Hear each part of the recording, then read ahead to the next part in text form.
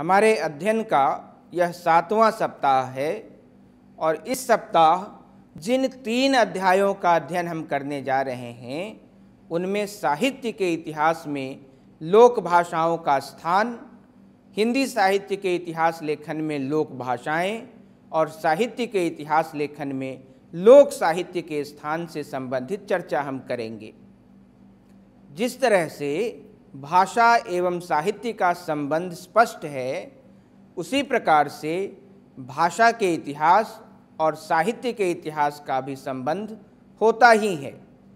इन अध्यायों की चर्चा के क्रम में पहले तो हम यह जानेंगे कि साहित्य के इतिहास में ही उस भाषा का भी इतिहास छुपा होता है जिस भाषा में वह साहित्य रचा गया है।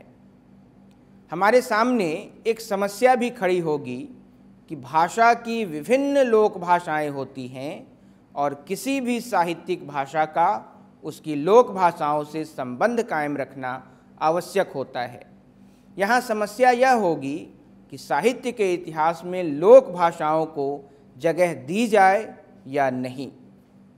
जिस तरह भाषा का अनूठापन लोक भाषाओं के संपर्क से विकसित होता है, उसी प्रकार हम यह जानेंगे कि साहित्य का नयापन लोक भाषाओं के संपर्क का ही परिणाम होता है।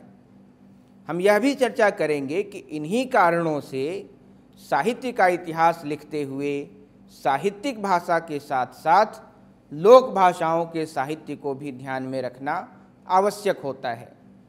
हमारे सामने यह भी स्पष्ट होगा कि हालांकि साहित्य के इतिहास के प्रसंग में इस संदर्भ में जटिलताएं भी बहुत हैं। अध्ययन के दौरान आप इन जटिलताओं से निकट का परिचय पाएंगे।